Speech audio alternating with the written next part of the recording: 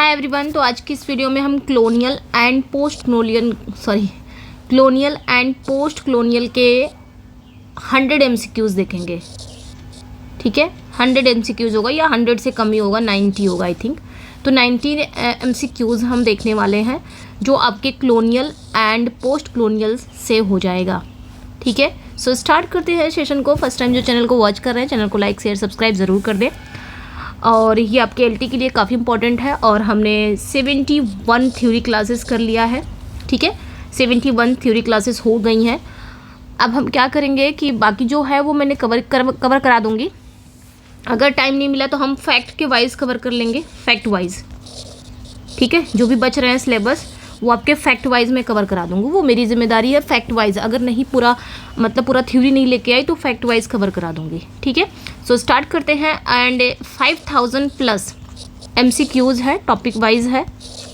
ठीक है, जिसको भी इंटरेस्टेड है अभी टाइम है, अगर आप कर सकते हो ये 5000 MCQs की प्रैक्टिस कर सकते हो तो आप ले सकते हो। ये PDF है।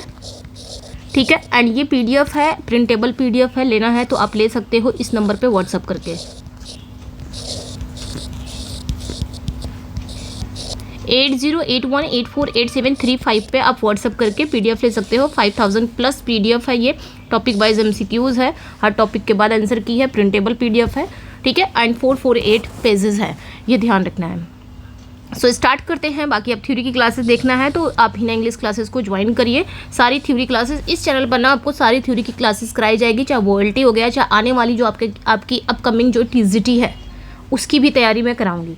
और उसकी तैयारी 18 के बाद से स्टार्ट हो जाएगा, क्योंकि हम जल्दी करेंगे इस बार।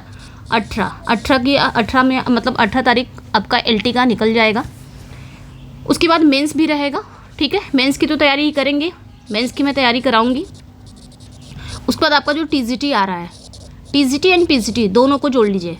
जो आपकी अपकमिंग TGT PGT आ रही है तो उसके लिए आप मेरे चैनल से जुड़ जाइए। मैं पूरी तैयारी कराऊंगी इसी चैनल पर, थ्योरी क्लासेस जैसे मैंने LT कराया है वैसे ही। सो स्टार्ट करते हैं सेशन को।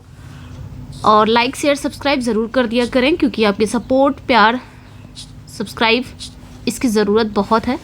ठीक है, सपोर्ट रहेगा, प्यार रहेगा, सब्सक्राइब करेंगे तो हम ये जो TGT PGT है, जितनी भी है आपकी, जितने भी आ रहे हैं, DSSB भी है, तो इसकी हम तैयारी ज़रूर कराएंगे जैसे मैंने LT का कराया है।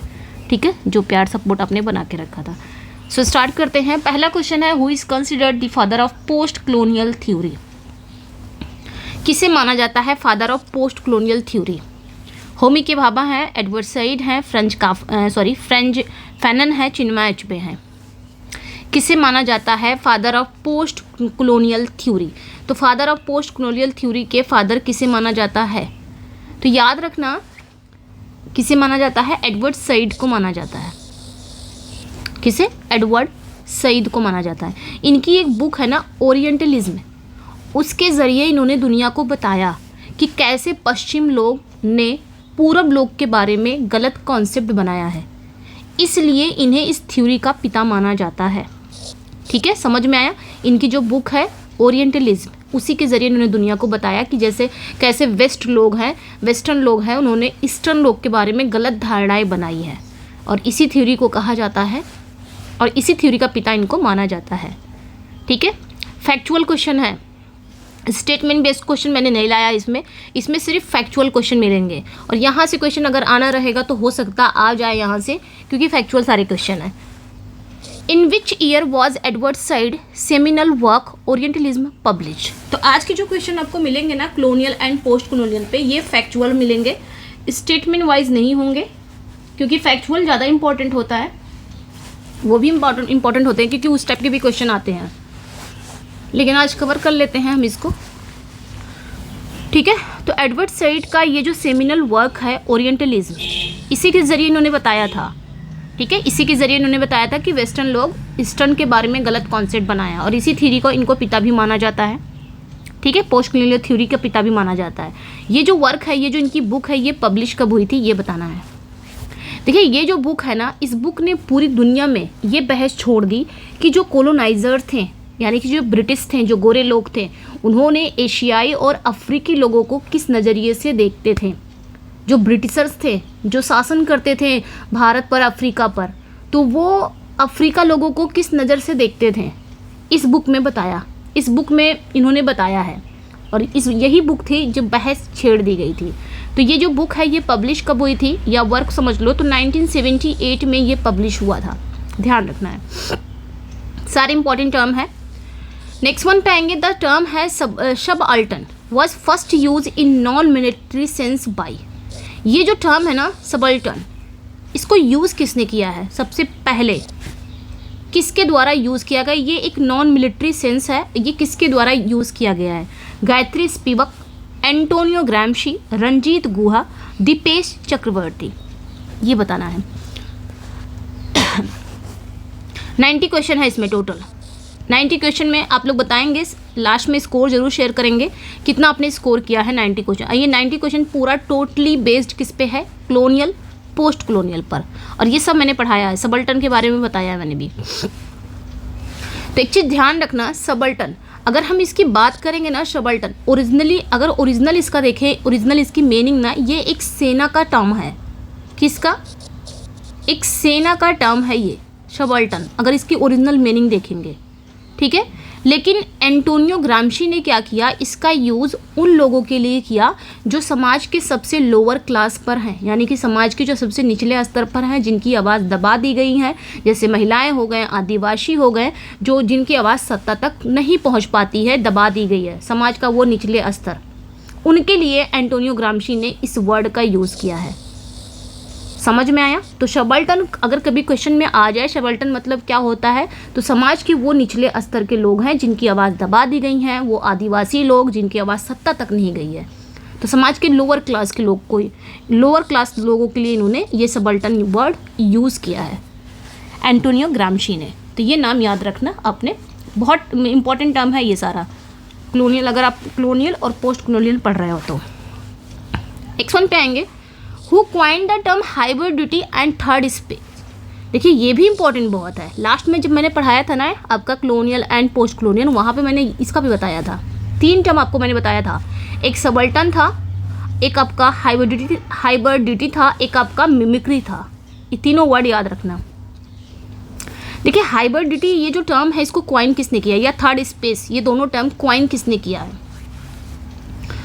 होमी के भाभा हैं, एडवर्ड सईद हैं, बिल एस क्रॉफ्ट हैं, सलमान रुश्दी हैं। किसने कहा था, देखिए एक नाम आता है यहाँ पे जब हाइब्रिडिटी की बात आती है, वो कौन है, वो होमी के भाभा हैं, ठीक है। होमी के भाभा का कहना ये था कि जब 2 संस्कृतियाँ मिलती हैं तो एक नई मिलीजुली संस्कृति जन्म लेती है, जिसे हाइब्रिडिटी कहा जाता है।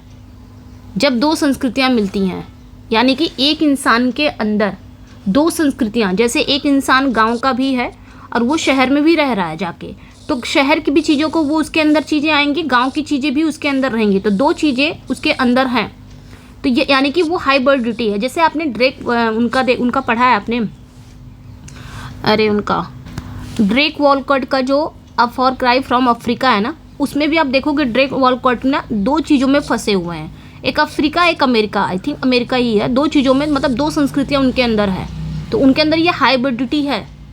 2 संस्कृतियाँ जब मिलती हैं एक नई मिलीजुली संस्कृति जन्म लेती है वहाँ पे, उसे ही कहा जाता है हाइब्रिडिटी, और इसको, इस टर्म को कॉइन करने वाले होमी के भाभा हैं। नेक्स्ट पे आएंगे, द एस्से है can the subaltern speak was written by. मैंने कहा ना फैक्चुअल क्वेश्चन है सारे, ये एक एस्से है can the subaltern speak was written by, किसने लिखा है, तो राइट आंसर यहाँ पे क्या हो जाएगा। देखिए इस एस्से में इन्होंने क्या लिखा है, इस एस्से में इन्होंने बताया है कि समाज के जो निचले तबके की आवाज़ है, निचले तबके के जो लोग हैं, स्पेशली जो महिलाएं हैं, उनकी आवाज़ कभी असली रूप से हम तक नहीं पहुँचती, क्योंकि बीच में बहुत सारे माध्यम आ जाते हैं। तो कैन द सबल्टन स्पीक, ये जो वर्क है, ये जो एस्से है, ये किसका है, गायत्री चक्रवर्ती स्पिवक का है, ध्यान रखना है। नेक्स्ट पे आएंगे, जितना पॉसिबल होगा उतना ही एक्सप्लेन करूंगी। Mimicry in post colonial theory refers to, क्योंकि नंबर ऑफ क्वेश्चन ज़्यादा हैं। Mimicry in post colonial theory, देखिए पोस्ट कॉलोनियल थ्योरी में मिमिक्री एक टर्म है, ठीक है। ये क्या रेफर करता है, ये चीज़ें क्या रेफर करता है, जो मिमिक्री है, इसको भी मैंने बताया था, अब तो ऐसे आंसर लगा दोगे। देखिए मिमिक्री का मतलब क्या होता है, जब गुलाम अपने मालिक की तरह बनने की कोशिश करता है, जैसे अंग्रेजों की तरह अंग्रेजी बोलना, कपड़े पहनना, लेकिन वो पूरी तरह से वैसा नहीं बन पाता। ये अधूरी नकल मालिकों के लिए डर पैदा करती है क्योंकि ये उनके प्रभाव का मजाक जैसा लगता है। तो blurred copy of colonizer that threatens authority. Mimicry माने दूसरे की नकल करना, जैसे अंग्रेजों की नकल करना, आम जो जनता है वो अंग्रेजों की नकल करना, उनकी तरह अंग्रेजी बोलना, कपड़े पहनना। Who wrote the rest of the earth, ये किसने लिखा है? Who wrote the rest of the earth, Chinua Achebe, Frantz Fanon, या फिर नागुगी वा थियोंगो, या फिर M.A. सीसेयर नहीं, शेशायर बताना है यहाँ पे। देखिए the rest of the earth, ये जो वर्क है ना, ये फ्रांच फैनन का है जो कि एक साइकोलॉजिकल थे। इन्होंने इस बुक में बताया कि गुलामी का जो असर है ना, इस बुक में इन्होंने क्या बताया, ये एक साइकोलॉजिकल थे, नहीं साइकोलॉजिस्ट थे, और इन्होंने इस बुक में बताया, ये जो बुक इनकी है, इन्होंने इस बुक में बताया कि गुलामी का जो असर है ना, वो इंसान के दिमाग पर कितना बुरा प्रभाव डालता है और आज़ादी के लिए हिंसा कभी कभी ज़रूरी हो जाती है। मतलब सारे वर्क में कहीं ना कहीं कॉलोनियल और पोस्ट कॉलोनियल इनका एलिमेंट्स देखने को आपको मिलेगा ही मिलेगा। The concept of double conscious was introduced by, ये कॉन्सेप्ट है डबल कॉन्शियस, इसको इंट्रोड्यूस करने वाले कौन हैं बताना है यहाँ पे। W.E.B. Du Bois, Langston Hughes, Derek Walcott, PS Naipaul. देखिए ये जो डबल कॉन्शियस है, ये जो कॉन्सेप्ट है, इसको इंट्रोड्यूस किसने किया, पहले इसको समझते हैं डबल कॉन्शियस का मतलब होता क्या है। तो इन्होंने बताया, ठीक है, ये जो राइटर थे इन्होंने इसमें बताया कि जो ब्लैक पीपल है खुद को अपनी नज़र से नहीं, बल्कि जो ब्रिटिशर्स हैं, जो गोरे लोगों की नफ़रत भरी नज़र से देखता है। यानी कि ब्लैक पीपल को गोरे लोग कैसे देखते थे, बहुत नफ़रत नज़र से। तो ब्लैक पीपल के अंदर इतना उनके दिल में बैठ गया था कि वो अपनी नज़र से नहीं, वो गोरे लोगों की नफ़रत भरी नज़र से खुद को देखते थे, जिससे उनके अंदर दो पहचानें लड़ती रहती थी। तो ये डबल कॉन्शियस हो गया। इसको इंट्रोड्यूस करने वाले हैं W.E.B. Du boys. Next one पे आएंगे, the empire writes back 1989 was coauthored by Ashcroft, Griffith and. देखिए द एम्पायर राइट्स बैक ये एक वर्क है, ठीक है, इसमें राइटर हैं एस्क्रॉफ्ट भी हैं, ग्रिफिथ भी हैं, ग्रिफिथ, ठीक है, ये नाम याद रखना, ग्रिफिथ भी हैं, और इसके साथ एक और राइटर हैं को ऑथर्ड, वो कौन है? हेलन टिफिन है, एडवर्ड साइड है, होमी भाभा है, स्टीफन सेलेमॉन है। कौन है वो, ये बताना है, ठीक है। एस्क्रॉफ्ट, ग्रिफ्थ के साथ और कौन राइटर थे इसके? एम्पायर राइट्स बैक 1989 में आया था।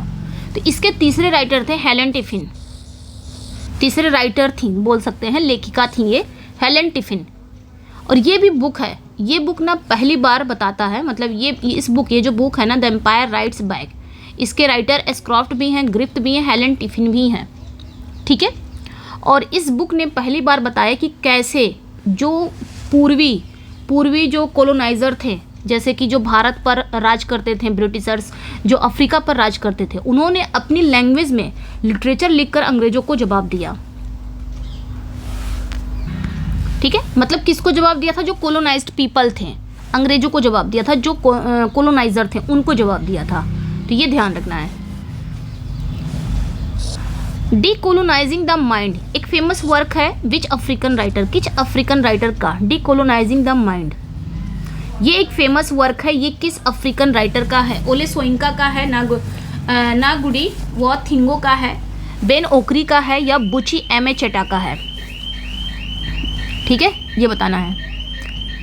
नागुगी व थिंगो का है, बेन ओकरी का है, किसका है? देखिए डीकोलोनाइजिंग द माइंड ये जो वर्क है ना, ये बुक है, ये किसका है? ये नागुगी व थियोंगो का है, ठीक है, नागुगी व थियोंगो। इस बुक में तर्क दिया है, ये जो बुक है ना, इस बुक में तर्क ये दिया है कि हम अपनी मातृभाषा में लिखना चाहिए, हमें ना अपनी मातृभाषा जो हमारी मदर टंग है उसमें लिखना चाहिए। यानी कि मदर टंग क्या होनी चाहिए इनकी? इनका नागुगी व थियोंगो की तो गीक्यू लैंग्वेज होनी चाहिए। तो यानी कि उनकी जो गीक्यू लैंग्वेज है उसमें लिखना चाहिए, क्योंकि इंग्लिश लैंग्वेज हमारे दिमाग को गुलाम बनाए रखती है। भाई अगर हम इंग्लिश लैंग्वेज में लिख रहेंगे उस समय जब ब्रिटिश का शासन था हमारे ऊपर, अगर उस समय लिख रहे हैं या उसके कई साल के बाद भी पोस्ट कॉलोनियल आ गया उसके बाद भी लिख रहे हैं, तो हमारे दिमाग में ये रहेगा ना कि ये इंग्लिश लैंग्वेज लाया कौन है, अंग्रेजों ने लाया। आज भी अगर हम पढ़ रहे हैं तो हमारे दिमाग में आ गया ये चीज़ें, बीच में भूल जाएंगे हम कि हाँ अंग्रेजों का नहीं था, लेकिन जब हम पढ़ रहे हैं कॉलोनियल पोस्ट कॉलोनियल पीछे जा रहे हैं तो फिर से हमारे दिमाग में आ गया कि ये जो इंग्लिश लैंग्वेज है ये अंग्रेजों की है और हम इस पर नहीं लिखेंगे। कहीं ना कहीं ऐसा लग रहा है कि हम इंग्लिश लैंग्वेज लिख रहे हैं तो अभी भी हम अंग्रेजों के गुलाम हैं, कहीं ना कहीं से दिमाग से ही है, कहीं ना कहीं से हैं। तो ये इन्होंने बताया था इसमें, ठीक है, इस बुक में इन्होंने यही बताया कि हमें अपनी मातृभाषा में लिखना चाहिए। इंग्लिश लैंग्वेज हमारे दिमाग को गुलाम बनाए रखती है, हमारे दिमाग में ये रहेगा ना कि अंग्रेजों की लैंग्वेज है। Which novel is often cited as the first post colonial novel from Africa. तो कौन सा वो नॉवल था ये बताना है, यानी कि अफ्रीका का पहला पोस्ट कॉलोनियल नॉवल किसे कहा जाता है। अफ्रीका का किस नॉवल को पहला पोस्ट कॉलोनियल नॉवल कहा जाता है, ये अफ्रीका का है। तो रिवर बिटवीन है, थिंग्स फॉल अपार्ट है, पेटल्स ऑफ ब्लड है, एरो ऑफ गॉड है, कौन से नॉवल को कहा जाता है। तो याद रखना चिन्मय अचबे का नॉवल है थिंग्स फॉल अपार्ट, सबसे फेमस भी है क्योंकि इसमें इन्होंने दिखाया है, थिंग्स फॉल अपार्ट अभी मैंने कल ही पढ़ाया है, इसमें दिखाया है इन्होंने कि अंग्रेजों के आने से पहले नाइजीरिया में जब अंग्रेजों का शासन नहीं था तो अंग्रेजों के आने से पहले अफ्रीका में जब अंग्रेजों का शासन नहीं था तो अफ्रीका का अपना गौरवशाली समाज था, अपनी परंपराएं थी, इसमें इन्होंने ये सारी चीज़ें बताई हैं। तो ये आपका याद रखना, ये अफ्रीका का पहला पोस्ट कॉलोनियल नॉवल माना जाता है things fall apart by Chinua Achebe. The title things fall apart is taken from a poem by, तो ये टाइटल कहाँ से ली गई है, थिंग्स फॉल अपार्ट का जो है ये किस पोयम से ली गई है, मतलब किसके पोयम से ली गई है। तो याद रखना W.B. ईट्स के द सेकेंड कमिंग की ली गई है things fall apart, the centre is can not hold, ये लाइनें हैं पूरी। तो W.B. ईट्स की जो पोयम है द सेकेंड कमिंग वहाँ से ली गई है ये टाइटल। नेक्स्ट पे आएंगे ड्रेक वॉलकॉट की epic poem Omeros is a reimagining of. तो ड्रेक वॉलकॉट का एक एपिक पोयम है जिसका नाम है ओमिरस, ठीक है। तो ये बताना है ड्रेक वॉलकॉट का जो एपिक पोयम है ओमिरस, ठीक है, ये किसका रिमेनिंग है, मतलब किसका रूप है। डांटे का इन्फर्नो, होमर की इलियड एंड ओडिसी का, कि मिल्टन का पैराडाइज लॉस्ट का, कि वर्जिल का एनीड का, किसका रूप है। रिमेनिंग ऑफ मतलब किसका पुनर्कल्पित रूप है, यानी कि दोबारा इसी पे इनके वर्क पर इन्होंने ये ओमिरस लिखा होगा ऐसा। तो याद रखना होमर की इलियड एंड ओडिसी ही है, ठीक है। होमर की इलियड एंड ओडिसी जो है ड्रेक वॉलकॉट ने क्या किया था, ड्रेक वॉलकॉट की ये जो पोयम है ना उनके अंदर एक डुअल को दिखाती है। ये जो पोयम है ओमिरस एक डुअल, सॉरी अच्छा ड्रेक वॉलकॉट का फॉर क्राई फ्रॉम अफ्रीका है ना, वो नहीं, यहाँ पे बात करते हैं जो होमर की इलियड एंड ओडिसी है। ये जो इलियड एंड ओडिसी है ना ये पुराने जो ग्रीक एपिक हैं यही तो है इलियड एंड ओडिसी। इसको वॉलकॉट ने क्या किया, कैरेबियन आइलैंड के जो मछुआरे हैं और वहाँ के इतिहास के रेफरेंस में दोबारा लिखा, ठीक है, इसी चीज़ को Iliad and Odyssey. Iliad and Odyssey को वॉलकॉट ने कैरेबियन आइलैंड के जो मछुआरे थे वहाँ का जो इतिहास था उसके संदर्भ में इन्होंने दोबारा लिखा। तो ये इसी का रिमेनिंग है, ठीक है, ये ध्यान रखना, एक रिमेनिंग एक रूप है, पुनर्कल्पित रूप है। Who wrote the poem a for cry from Africa, ये किसने लिखा है। अब ये इजी है, तो ये ड्रेक वॉलकॉट का है, ड्रेक वॉलकॉट। ये जो पोयम है a for cry from Africa, ये पोयम ना ड्रेक वॉलकॉट के अंदर एक द्वंद्व को दिखाती है, एक डुअल को दिखाती है, मतलब उनके अंदर हमेशा एक द्वंद्व चलता रहता है कि वो अफ्रीका से खून का रिश्ता रखते हैं लेकिन अंग्रेजी भाषा से प्यार भी करते हैं। मतलब कहीं ना कहीं ड्रेक वॉलकॉट दो संस्कृतियों के बीच फंसे हुए फील करते हैं। तो यही है आपका दो संस्कृतियों के बीच में फंसा हुआ फील करना, ठीक है, हाइब्रिडिटी इसी को कहा जाता है। इनको अफ्रीका से प्यार भी है, अफ्रीका से इनका खून का रिश्ता है और अंग्रेजी लैंग्वेज से प्यार भी है इनको। नेक्स्ट पे आएंगे द कैरेक्टर है Friday is rewritten, character ये ना, the character Friday is rewritten in a post colonial light in G M. Coetzee. इसका बताइए क्या होगा। तो जी.एम. कोटेजी, ये ध्यान रखना, जी.एम. कोटेजी के किन नॉवल में फ्राइडे के कैरेक्टर को, मतलब फ्राइडे नाम के कैरेक्टर को पोस्ट कॉलोनियल दृष्टिकोण से लिखा गया है। Disgrace for life and times of Michael के वेटिंग फॉर द बारबेरियंस, ये बताना है। मतलब जीएम कॉटेजी का वो कौन सा नॉवल है जहाँ पे ये जो फ्राइडे के कैरेक्टर को ना पोस्ट कॉलोनियल दृष्टिकोण से लिखा गया है। तो याद रखना फो है, फो ये डेनियल डेफो का है। फो जो नॉवल है ये नॉवल है, और ये नॉवल किसका है? ये डेनियल डेफो के रॉबिन्सन क्रूसो का एक नया रूप है फो। ठीक है, मैं यहाँ पे लिख दे रही हूँ। जो डेनियल डेफो है, डेनियल डेफो का जो रॉबिन्सन क्रूसो था, ठीक है, रॉबिन्सन क्रूसो का एक नया फॉर्म है, ये एक नया रूप है ये फो नॉवल। ठीक है, इसमें फ्राइडे को ना, इसमें ना जो कैरेक्टर है फ्राइडे को ना एक साइलेंट कैरेक्टर के रूप में दिखाया गया है। ये कैरेक्टर है, ठीक है, इसमें फो का कैरेक्टर है ये, और ये किसका वर्क है? जीएम कॉटेजी का। ये जो नॉवल है फो नॉवल ना, ये डेनियल डेफो के रॉबिन्सन क्रूसो का नया रूप है, इतना ध्यान रखना। इसमें जो कैरेक्टर है फ्राइडे ना, इसको ना साइलेंट कैरेक्टर के रूप में दिखाया गया है, जिसकी जीभ कटी हुई है, जो ये दिखाता है कि गुलामों को बोलने का हक नहीं है। तो यहाँ पे भी इस वर्क में भी देखने को मिलता है आपको कॉलोनियल पोस्ट कॉलोनियल वाला। ठीक है, नेक्स्ट पे आएंगे Salman Rushdie, midnight children deals primarily with. तो सलमान रुश्दी को याद रखना मैजिकल रियलिज्म के लिए जाने जाते हैं, काफ़ी इंपॉर्टेंट है सलमान रुश्दी के बारे में याद रखना, मैजिकल रियलिज्म के लिए जाने जाते हैं ये। ठीक है, इनका वर्क है मिडनाइट चिल्ड्रन। ठीक है, मिडनाइट चिल्ड्रन का मुख्य थीम क्या है? देखिए, ये जो मिडनाइट चिल्ड्रन है ना, ये नॉवल ना मैजिकल रियलिज्म अगर पूछा जाए कि सलमान रुश्दी का जो मैजिकल रियलिज्म का सबसे अच्छा एग्जाम्पल कौन सा वर्क है, तो मिडनाइट चिल्ड्रन ही है। ठीक है, ये मैजिकल रियलिज्म का सबसे बेहतरीन उदाहरण है ये। ठीक है, इसमें क्या दिखाया गया है? इसमें 14 अगस्त 1947 की आधी रात को जो बच्चे पैदा हुए हैं, उन बच्चों की कहानियों के जरिए भारत के कॉलोनियल पीरियड से आज़ादी और उसके बाद के बदलाव को दिखाया गया है मिडनाइट चिल्ड्रन में। तो India's transition from colonialism to independence. ठीक है, ध्यान रखना, फादर ऑफ मैजिकल रियलिज्म भी कहा जाता है इन्हें, ध्यान रखना है। Which Indian author wrote nectar in a sieve? Nectar in a sieve, कौन से इंडियन ऑथर हैं जिन्होंने ये लिखा है? नेक्टर इन, अनिता देसाई है, कमला मार्कंडेय है, शशि देशपांडे हैं, नयनतारा सहगल है, बताना है। तो नेक्टर इन अ सीव ये जो है ये कमला मार्कंडेय ने लिखा है, ध्यान रखना। कमला मार्कंडेय का ये फर्स्ट नॉवल है नेक्टर इन अ सीव। ये इसमें इन्होंने क्या दिखाया है? इसमें एक ना गांव की महिला है, इंडियन महिला है, रुक्मणी नाम है उसका, और रुक्मणी के संघर्ष की कहानी दिखाया है इसमें, जो बदलते समय और इंडस्ट्रियलाइजेशन के बीच अपने खेती और परिवार को बचाने की कोशिश करती है। नेक्स्ट वन पे आएंगे, wide Sargasso sea by Jean Rhys is a prequel to. इसका बताना, ये पढ़ाया था मैंने भी उसी दिन जिस दिन पोस्ट कॉलोनियल और कॉलोनियल पढ़ाया है, उसी दिन, सारे उसी से रिलेटेड है।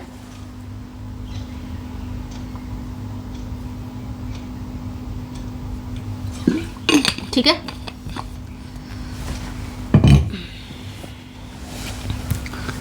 थोड़ा जल्दी चलेंगे ना क्योंकि बहुत ज़्यादा क्वेश्चन है, जल्दी करेंगे तभी सही रहेगा। Wide Sargasso sea by Jean Rhys is a prequel to.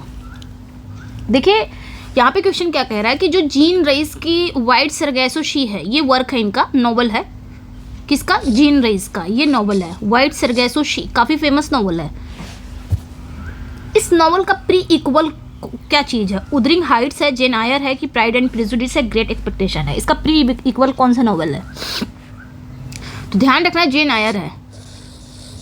ठीक है, पढ़ाया था ना, शार्लेट ब्रॉन्टे का ये नॉवल है, शार्लेट ब्रॉन्टे का ये नॉवल है, शार्लेट ब्रॉन्टे का ये नॉवल है। इसमें जीन रईस ने बार्था की कहानी सुनाई है। ठीक है, ये ध्यान रखना। तो ये जो जेन आयर है ना, इसमें कहानी कौन सी है? इसमें एक बार्था मेशन की कहानी है। बार्था मेशन मतलब इसमें एक पागल औरत की कहानी है। ठीक है, इसमें ये जो शार्लेट ब्रॉन्टे का नॉवल है जेन आयर, इसमें एक पागल औरत की कहानी है। और ये जो वर्क है जीन रईस का व्हाइट सरगैसो सी, इसमें इन्होंने क्या किया? ये जीन रईस ने यही कहानी को, पागल औरत की कहानी को, बार्था की कहानी को इसमें भी सुनाया है व्हाइट सरगैसो में, कि ये पागल कैसे हुई और कैसे कॉलोनियल टाइम पर जब जब ब्रिटिशर्स का शासन था तो उस समाज ने कैसे बर्बाद किया। इसमें इन्होंने बताया है जीन रईस ने। तो ये प्री इक्वल है, ध्यान रखना। जीन आयर शॉर्ले ब्रॉन्टे का नॉवल है, इसमें पागल औरत की कहानी है और यही पागल औरत की कहानी को जीन रईस ने अपने व्हाइट सरगैसो नॉवल में आगे बढ़ाया है, बताया है कि कैसे ये पागल हुई, कैसे औपनिवेशिक समाज ने इसे बर्बाद कर दिया, ये सारी चीज़ें। ठीक है। The first African to win the Nobel prize in literature was, तो पहले अफ्रीकन वो कौन थे जिन्हें नोबेल प्राइज़ मिला लिटरेचर में? चिन्वा एचबे हैं, ओले सोइंका हैं, या फिर नाडिन गोडीमर हैं, जेएम कॉटेजी हैं, बताना है। देखिए लिटरेचर में नोबेल पुरस्कार जीतने वाले पहले अफ्रीकी राइटर कौन थे? पहले अफ्रीकी राइटर, तो ध्यान रखना वो आपके नाइजीरिया के थे, नाइजीरिया के ओले स्वाइंके थे। ठीक है, नाइजीरिया के ओले स्वाइंके, नाइजीरिया भी था ब्रिटिशर का, अफ्रीका सब था। तो ये ध्यान रखना, ओले स्वाइंके ये नाइजीरिया के थे और इनको ना 1986 में नोबेल प्राइज़ मिला था, ये ध्यान रखना है। ये जो थे ना ये प्लेराइट भी थे, मतलब प्लेराइट भी हैं, ये प्लेराइट भी हैं, पोएट भी हैं और एसिस्ट भी हैं, ध्यान रखना है जी। इन्होंने क्या किया, इन्होंने अफ्रीकी संस्कृति को वैश्विक मंच पर पहचान दिलाई थी, तो ये ध्यान रखना, ओले सोइंका का नाम पढ़ाया इन्हें। Who wrote the God of small things, ये किसने लिखा है? झुम्पा लहरी है, अरुंधति रॉय है, किरण देसाई है, विक्रम सेठ है। अब हम लोग इंडियन में आ गए हैं लग रहा है, मतलब सब मिक्स है, इंडियन ब्रिटिश राइटर सब मिक्स है। Who wrote the God of small things, उस समय के जो इंडियन राइटर थे उनके जो वर्क थे वो भी हमने पढ़ा है ना कॉलोनियल पोस्ट कॉलोनियल टाइम पर। देखिए द गॉड ऑफ थिंग्स ये किसका है? अरुंधति रॉय का है। ठीक है, ये नॉवल है और इसी नॉवल के लिए अरुंधति रॉय को ना 1997 में बुकर प्राइज मिला था। ठीक है, इसी नॉवल के लिए, गॉड ऑफ स्मॉल थिंग्स के लिए। और ये जो नॉवल है ना इसका जो बैकग्राउंड है, मतलब इसकी सेटिंग कहाँ रखी गई है? केरल में। कहाँ रखी गई थी? केरल में रखी गई थी। और इस नॉवल में ना जाति प्रथा और प्यार के कानूनों पर अटैक किया गया है। तो अरुंधति रॉय हैं, ध्यान रखना, जो इम्पोर्टेंट था वो बता दिया। डायस्पोरा रेफर्स टू, डायस्पोरा का मतलब क्या होता है? स्टडी ऑफ नेटिव प्लांट्स या dispersion of people from their original homeland, colonial tax systems की एंशिएंट ग्रीक पोइट्री। तो ध्यान रखना, डायस्पोरा का मतलब जब लोग अपने ओरिजिनल देश या अपने वतन को छोड़कर दुनिया के दूसरे हिस्सों में जाकर बस जाते हैं। जैसे भारतीय लोग अमेरिका में बस जाएं, जैसे विराट कोहली लंदन में बस गया, अपना जो देश है, अपना जो वतन वो छोड़ के कहाँ चला गया? लंदन में। तो उसे पूरी आबादी और उस संस्कृति को डायस्पोरा कहा जाता है। तो उस पूरी आबादी या उनकी संस्कृति को क्या कहा जाता है? डायस्पोरा कहा जाता है। B scrub.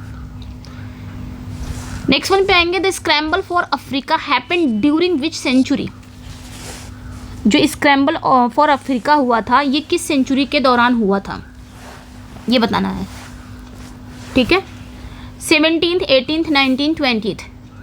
तो ध्यान रखना, स्क्रैम्बल फॉर अफ्रीका ये किस सदी में हुआ था? तो ये 19th सेंचुरी के लास्ट में, 19th सेंचुरी के लास्ट में होता है। स्पेशली आई थिंक 1884 है ना, 1884 के बर्लिन सम्मेलन के बाद ही हुआ था। और इसमें यूरोपीय देश थे ब्रिटेन, फ्रांस, जर्मनी, इन्होंने अफ्रीका के नक्शे पर लकीरें खींचकर उसे आपस में बांट लिया था। इस तरह इसे कहा जाता था स्क्रैम्बल फॉर अफ्रीका। ठीक है, नेक्स्ट पे आएंगे, कौन कौन से देश? फ्रांस है, ब्रिटेन है, यही सब देश तो कर रहे थे, है ना, यही सब तो देश राज कर रहे थे। Which movement were, next one पे आएंगे, which movement were Aime Cesaire and Leopold Senghor associated with. ये जो एम सेजायर हैं, ठीक है, इनका नाम है एम ए सेजायर, आई थिंक इनको इस तरह प्रोनाउंस कर सकते हैं, सेजायर, एम ए इस तरह, एम ए सेजायर एंड लियोपोल्ड शेंगर। ये किस मूवमेंट से बिलोंग करते हैं? सरिलिज्म, नेग्रिट्यूड, मॉडर्निज्म, एग्जिस्टेंशियलिज्म बताना है। तो ये किस मूवमेंट से बिलोंग करते हैं? एम ए सेजायर और लियोपोल्ड। तो ध्यान रखना, नेग्रिट्यूड।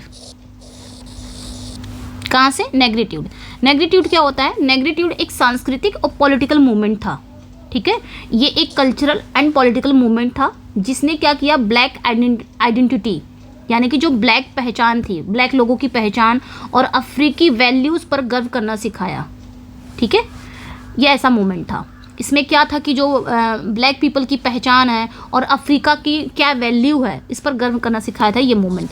दैट टर्म है commonwealth literature has largely been replaced by, बताना है। सिंपल शब्द में बोल रहा हूँ कि कॉमनवेल्थ लिटरेचर ये जो टर्म है ना, ये अब मेनली किस नाम से जाना जाता है, बताना है। British literature, post colonial literature, world literature, third world literature. ये जो कॉमनवेल्थ लिटरेचर है अब किस नाम से जाना जाता है? देखिए पहले क्या था कि पहले उन देशों के लिटरेचर को ना कॉमनवेल्थ लिटरेचर कहते थे जो कभी अंग्रेजों के गुलाम थे, है ना। उन देशों को, चाहे वो भारत हो गया, चाहे वो अफ्रीका हो गया, ठीक है, नाइजीरिया, ये सारी चीज़ें। मतलब पहले उन देशों को लिटरेचर को कॉमनवेल्थ लिटरेचर कहते थे। मतलब उन देशों के जो लिटरेचर हैं उनको कॉमनवेल्थ लिटरेचर कहा जाता था जो कभी अंग्रेजों के गुलाम थे। लेकिन क्रिटिक ने क्या कहा? क्रिटिक ने कहा कि ये शब्द अभी भी गुलामी की याद दिलाता है। अगर हम अभी भी इस शब्द को कॉमनवेल्थ लिटरेचर ही कहेंगे, लिटरेचर को कॉमनवेल्थ लिटरेचर कहेंगे, तो इसका मतलब ये जो टर्म है ये हमें याद दिला रहा है कि हम अभी भी गुलामी में हैं। इसलिए अब इसे बदलकर क्या कर देना है, पोस्ट कॉलोनियल लिटरेचर कह देना है। तो कहा जाने लगा पोस्ट कॉलोनियल लिटरेचर, ठीक है। तो ध्यान रखना, पहले कॉमनवेल्थ लिटरेचर कहा जाता था लेकिन अब पोस्ट कॉलोनियल लिटरेचर कहा जाता है। मैंने ये भी बता दिया, ठीक है। नेक्स्ट वन पे आएंगे, वीएस नायपॉल का अ बेंड इन द रिवर। इसकी सेटिंग कहाँ रखी गई है? इंडिया या ट्रिनिडेड, अफ्रीका, इंग्लैंड। ये जो वीएस नायपॉल का नॉवल है अ बेंड इन द रिवर, ये नॉवल है और ये कब रखा गया, कहाँ रखा गया था, इसकी सेटिंग बताना है। देखिए ये जो नॉवल है ना, ये नॉवल अफ्रीका का एक काल्पनिक देश है, एक फिक्शनल देश में इसकी सेटिंग रखी गई है। अफ्रीका का एक फिक्शनल देश है, हो सकता है पॉसिबिलिटी है कि कांगो हो, ठीक है, कांगो में इसकी सेटिंग रखी गई हो। तो आज़ादी के बाद अफ्रीका में आने वाली जितनी भी पॉलिटिकल अस्थिरता थी, भ्रष्टाचार को ये दिखाता है। तो अफ्रीका इज़ करेक्ट। अफ्रीका का कोई फिक्शनल सिटी है, मतलब कोई फिक्शनल कोई काल्पनिक देश है, शायद कांगो है। Which novel by Amitav Ghosh is set against the backdrop of partition and the 1964 communal riots in Calcutta and Dhaka sorry Dhaka, बताना है। तो अमिताभ घोष का वो कौन सा नॉवल है जो पार्टीशन और 1964 के दंगों की पृष्ठभूमि पर आधारित है? कौन सा नॉवल है जो 1964 का जो दंगा हुआ था और जो पार्टीशन हुआ था इस पर बेस्ड है? ग्लास पैलेस है, शैडो लाइन्स है, शिया पॉपीज है, हंग्री टाइड है। कौन सा नॉवल है जो 1964 का जो दंगा हुआ था उस पर बेस्ड है और पार्टीशन पर बेस्ड है? तो याद रखना द शैडो लाइन्स है, यही नॉवल है, यही वर्क है। इसमें राइटर ने ये बताने की कोशिश की है कि नेशन के बीच जो खींची गई सरहदें थी, जो बॉर्डर लाइन्स थे, वो सिर्फ परछाइयाँ या साए नहीं है, वो लोगों की यादों और रिश्तों को अलग नहीं कर सकती। शैडो लाइन्स, ठीक है। The novel the Joy of motherhood which explored the role of women in Nigerian society during a period of colonial changes was written by, इसका बताना है क्या होगा। मतलब ये जो नॉवल है ना द जॉय ऑफ मदरहुड, ये किसने लिखा, सिंपली बताना है। द जॉयज ऑफ मदरहुड ये जो नॉवल है ये किसने लिखा है? तो याद रखना इसको लिखने वाले हैं बुची एम ए चटा, बुची एम ए चटा, इन्होंने लिखा है। इसमें इन्होंने बताया है ये नॉवल ना नाइजीरिया समाज में एक माँ के संघर्ष को दिखाता है। इस नॉवल में नाइजीरिया समाज में एक माँ है, उसके कॉन्फ्लिक्ट को दिखाता है। इसमें बताया गया है कैसे जो कोलोनाइज्ड जब ब्रिटिश का शासन था तो उनके बदलाव ने महिलाओं के जीवन को कितना प्रभावित किया है, कॉलोनियल चेंजेस ने, ठीक है। नेक्स्ट पे आएंगे, which Australian author won the Booker prize of true history of the Kelly gang, a fictionalized autobiography of the bushranger Ned Kelly. इसका बताना है कि क्या होगा। यहाँ पे पूछा जा रहा है कि true history of Kelly gang, ये ध्यान रखना, true history of Kelly gang, ठीक है। इसके लिए किस ऑस्ट्रेलियाई लेखक को बुकर प्राइज मिला है? सिंपली इसके लिए true history of the Kelly gang, इसके लिए किस ऑस्ट्रेलियन ऑथर को बुकर प्राइज मिला है, ये पूछा जा रहा है। तो याद रखना पीटर कैरी को मिला है, किसको? पीटर कैरी को। ओके, इस नॉवल में इन्होंने ऑस्ट्रेलिया के प्रसिद्ध विद्रोही नेड केली की कहानी को नए ढंग से लिखा है। नेड केली की कहानी को नए ढंग से लिखा है, जहां वहां के जो कोलोनाइज इतिहास का हिस्सा है। तो पीटर कैरी याद रखना, ये इसके लिए मिला है। Margaret Atwood 1972 novel surfacing is the often studied in post colonial context for its exploration. इसका बताना है क्या है। ये जानते हो क्या है? पूछ रहा है कि जो मार्गरेट एटवुड है उनका जो नॉवल है सरफेसिंग, ये नॉवल है इनका, किसका? मार्गरेट एटवुड का। 1972 में आया था ये नॉवल सरफेसिंग। तो सरफेसिंग जो है ना, ये पोस्ट कॉलोनियल रेफरेंस में क्यों पढ़ा जाता है? आखिर इसे पोस्ट कॉलोनियल रेफरेंस में क्यों पढ़ा जाता है, ये पूछा जा रहा है। क्वेश्चन पूछ रहा है वाई, क्यों पढ़ा जाता है इसको पोस्ट कॉलोनियल कंटेक्स्ट में, क्यों पढ़ा जाता है? क्योंकि इस नॉवल में ना कनाडा की पहचान की तलाश दिखाई गई है, कनाडा की आइडेंटिटी की तलाश दिखाई गई है। कनाडा खुद को अमेरिकन इंपीरियलिज्म के बचाने की कोशिश कर रहा था, यानी कि कनाडा जो था ना, वो खुद को अमेरिका के सांस्कृतिक प्रभाव से बचाने की कोशिश करता है, जिसे एक प्रकार का क्या पोस्ट कॉलोनियल संघर्ष माना जाता है। तो कनेडियन, ये ध्यान रखना, Canadian national identity and resistance.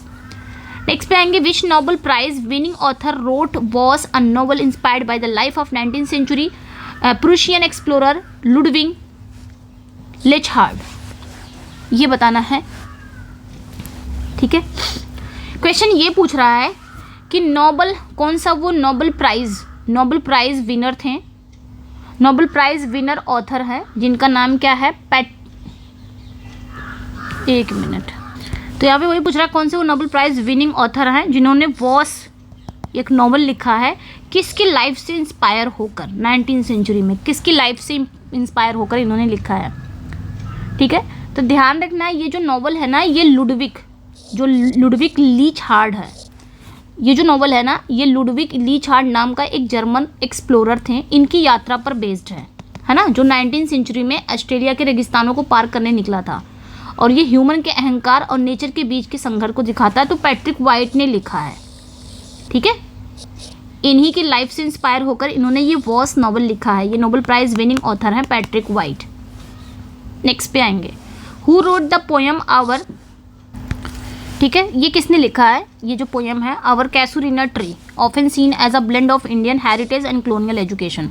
इसमें भी इंडियन हेरिटेज और कॉलोनियल एजुकेशन का एक ब्लेंड देखने को मिलता है इस पोएम में। आवर कैसूरीना ट्री लिखा किसने है, ये बताना है। आवर कैसूरीना ट्री, जिसे भारतीय विरासत और कॉलोनियल एजुकेशन का कॉम्बिनेशन मतलब मिलता है। सरोजनी नायडू है, टोरू दत्त है, कमला दास है, नजीम एज़ेकियल है। तो ध्यान रखना, वो आपके टोरू दत्त है। ठीक है, टोरू दत्त का ही ये पोयम है। ठीक है, इसमें टोरू दत्त को ना इंडियन इंग्लिश पोइट्री की कोकिला कहा जाता है, टोरू दत्त को, ये ध्यान रखना है। ठीक है, नेक्स्ट पे आएंगे। अच्छा, टोरू दत्त को और भी कुछ कहा जाता है क्या? दिमाग में आ रहा है मुझे, ये मैंने बताया था ना टोरू दत्त के बारे में। इन्हें ध्यान रखना ना, इन्हें इंडियन इंग्लिश पोइट्री का कोकिला भी कहा जाता है, फीमेल है।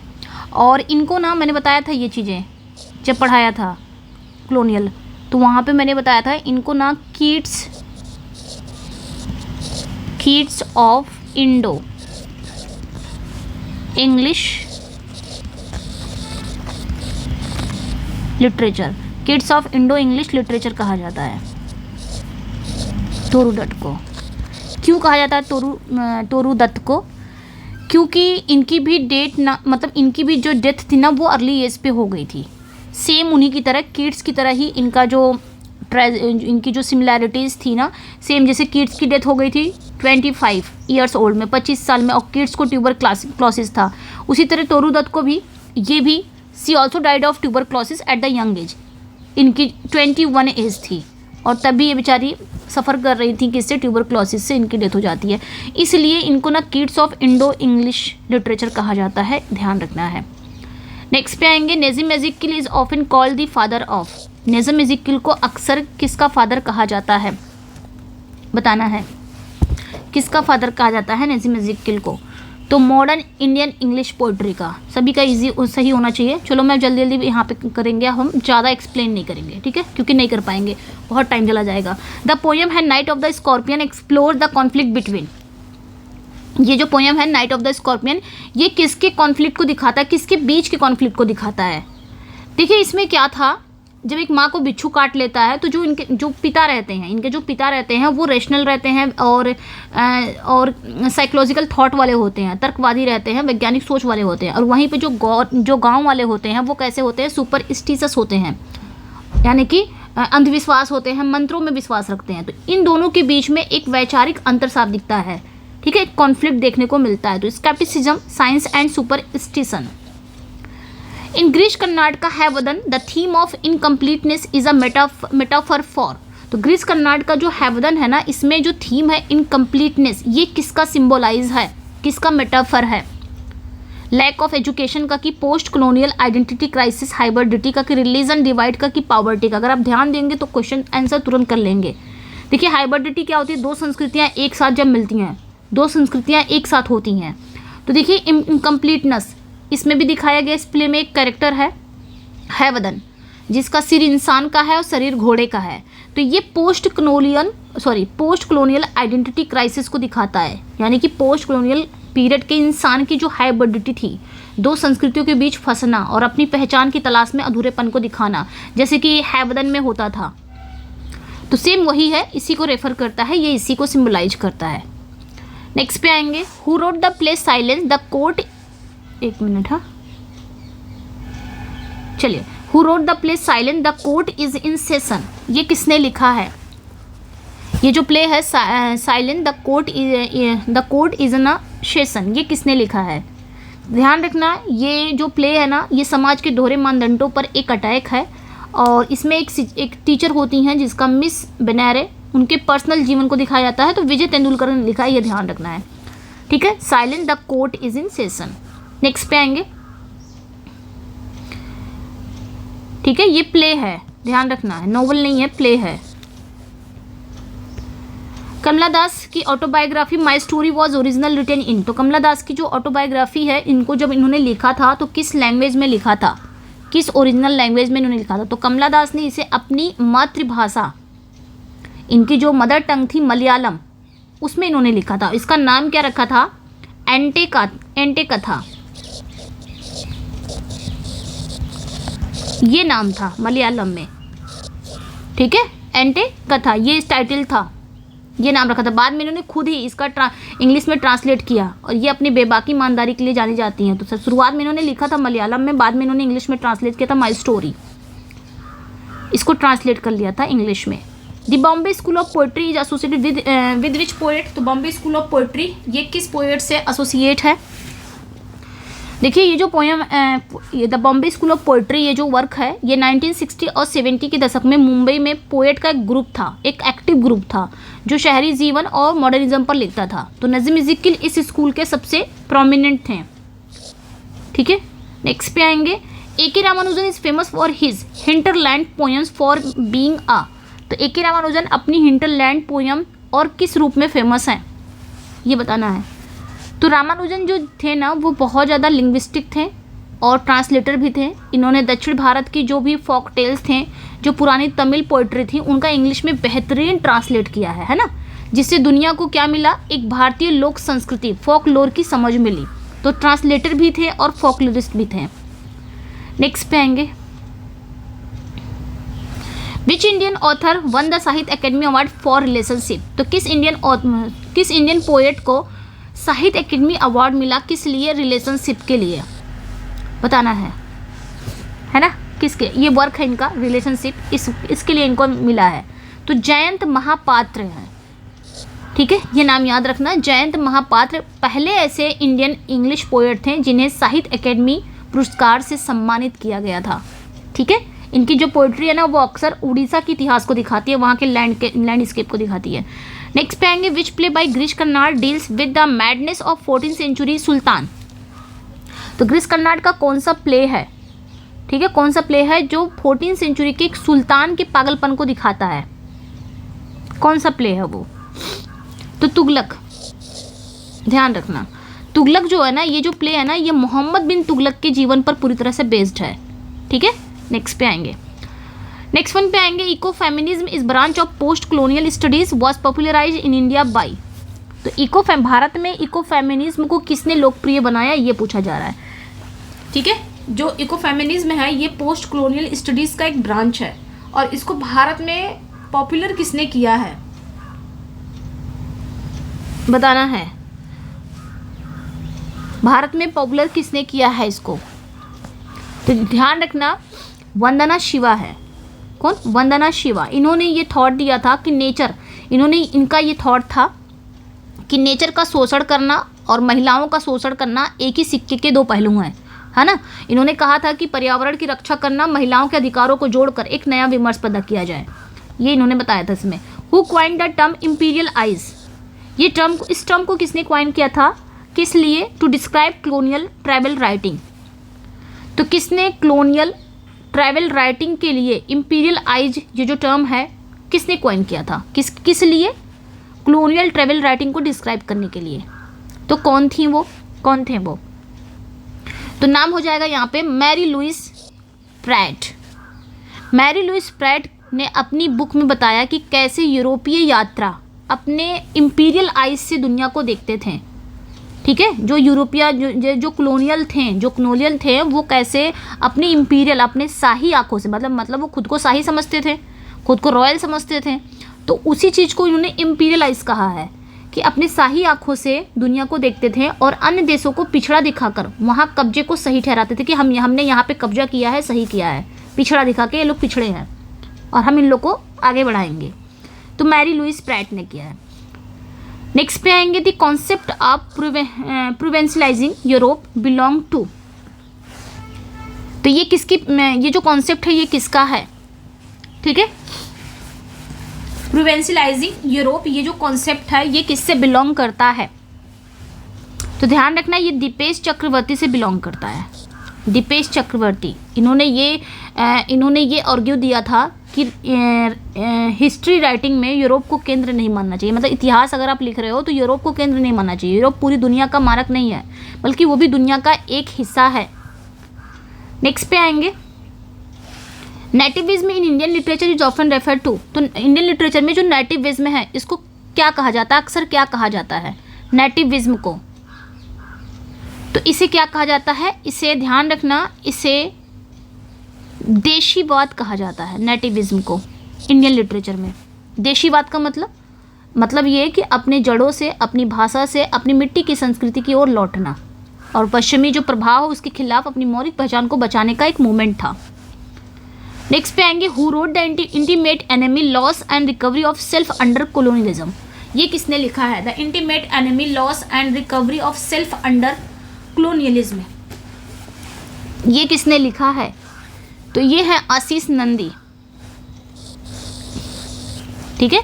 आशीष नंदी हैं, इन्होंने इस बुक में बताया कि जो कोलोनियलिज्म है उन्होंने केवल ज़मीन पर कब्जा नहीं किया बल्कि लोगों के दिमाग और आत्मा को भी गुलाम बनाया है। उन्होंने इसे एक मनोवैज्ञानिक युद्ध के रूप में देखा है आशीष नंदी ने। The sea is history is a famous poem, ये किसका है, द सी इज हिस्ट्री ये एक फेमस पोएम है, ये किसका है, तो ये फेमस पोएम ड्रेक वॉलकॉट का है। नेक्स्ट पे आएंगे who wrote the African trilogy, ये अफ्रीकन ट्रायलॉजी किसने लिखा है। अफ्रीकन ट्रायलॉजी में कौन 3 वर्क आते हैं, थिंग्स फॉल अपार्ट आता है, no longer at ease, arrow of God. अब समझ में आ गया होगा ये किसने लिखा है, और इसी तीनों वर्क को अफ्रीकन ट्रायलॉजी कहा जाता है। तो लिखा किसने है नहीं पता होगा तो भाई ये तो पता है, थिंग्स फॉल अपार्ट चिन्मय एचबे ने लिखा है ना। चिन्मय एचबे ने इन 3 नॉवेल्स के जरिए नाइजीरिया के इतिहास को 3 स्टेज में दिखाया है कि नाइजीरिया का इतिहास कैसे था, यानी कि अंग्रेजों के आने से पहले नाइजीरिया का समाज कैसा था, अंग्रेज जब आ गए उस समय क्या क्या चीज़ें होती थी, कौन कौन से कॉन्फ्लिक्ट होते थे वो दिखाया है, और जब अंग्रेज चले गए नैतिक पतनोदन करके उसके बाद का, मतलब 3 स्टेज इन्होंने दिखाया है नाइजीरिया के इतिहास का। The concept of nation language was proposed by, तो नेशन लैंग्वेज ये जो कॉन्सेप्ट है ये किसने दिया था, नेशन लैंग्वेज का कॉन्सेप्ट, तो याद रखना एडवर्ड कैमो ब्रॉथवेट ने दिया था।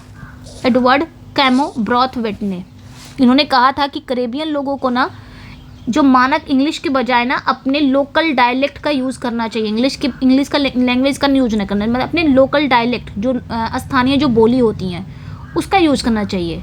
इसे इन्होंने नेशन लैंग्वेज कहा, जो उनकी अपनी सांस्कृतिक पहचान है, यानी कि उनके डायलेक्ट मतलब उनके जो जो उनके लोकल जो डायलेक्ट होती है उसी चीज़ को इन्होंने क्या कहा, नेशनल लैंग्वेज कहा। किसे? करीबियाई लोगों को, करीबियन पीपल को। Which novel feature the abiku in Nigerian culture? तो नाइजीरियन कल्चर के अबीकू का डिस्क्रिप्शन किस नॉवल में हमें मिलता है? ये जो अबीकू है ना, इसका डिस्क्रिप्शन नाइजीरियन कल्चर के ये अबीकू हैं, इसका डिस्क्रिप्शन हमें किस नॉवल में मिलता है? तो ध्यान रखना, बेन ओकरी का नॉवल है, बेन ओकरी। बेन ओकरी का एक नॉवल है द फैमिस्ड रोड, ये नॉवल है। इसमें अबीकू का जो डिस्क्रिप्शन है ये देखने को मिलता है। फैमिस्ड रोड में एक प्रोटैगनिस्ट है अजारा, वो अबीकू है। अबीकू किसे कहा जाता है? अबीकू एक ऐसा बच्चा माना जाता है जो बार बार जन्म लेता है और मर जाता है। तो ये नॉवल ना मैजिक रियलिज्म का एग्जाम्पल है। ये जो नॉवल है ना, ये मैजिक रियलिज्म का एग्जाम्पल है, ठीक है। और इस नॉवल में जो अजारा, जो प्रोटैगनिस्ट है अजारा, वो अबीकू है। अबीकू मैंने बताया एक ऐसा बच्चा जो माना जाता है कि बार बार जन्म लेता है और मर जाता है, तो ध्यान रखना है। मार्गरेट एटवुड की survival is a thematic guide to. तो मार्गरेट एटवुड की ये जो बुक है सर्वाइवल, ये किसका गाइड है, किसका मार्गदर्शक है?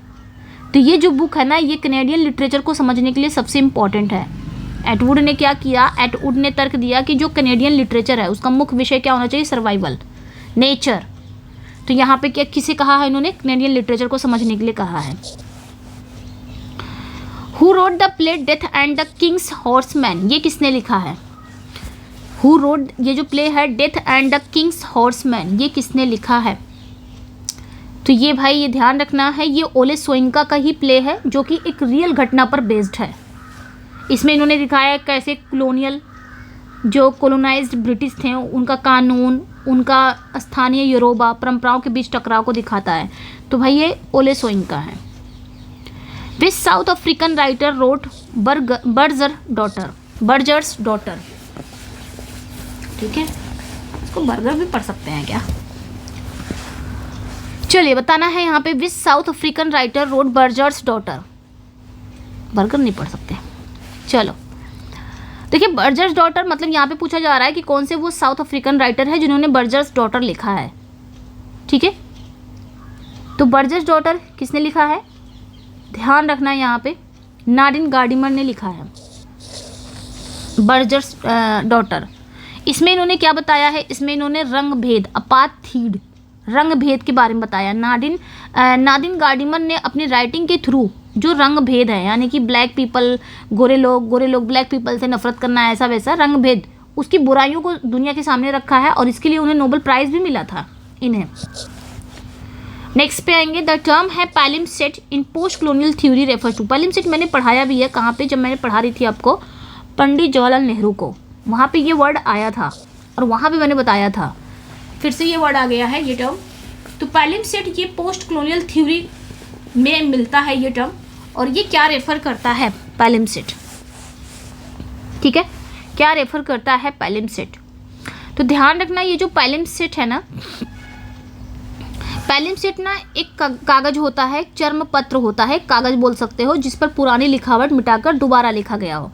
लेकिन कितना भी आप उसमें मिटाओगे, पुरानी लिखावट को मिटा के उस पर दोबारा लिखोगे, लेकिन जो पुराना लिखावट रहेगा वो दिखेगा ही दिखेगा, पुराना हिस्सा अभी भी हल्का हल्का दिखाई देगा।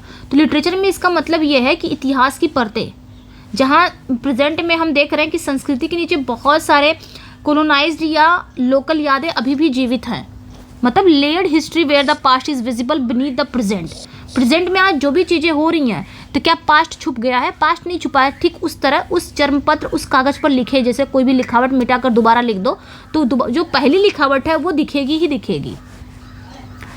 उसी तरह पुराना जो इतिहास है, पुरानी जो परंपरा है, भले ही आज कितनी भी परंपरा लगा के दबा दो, वो दिखेंगी ही दिखेंगी।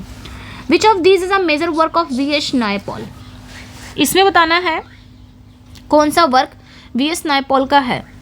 अ house for the mister Biswas, the white tiger, the in between world of Vikram Lal, inheritance of loss.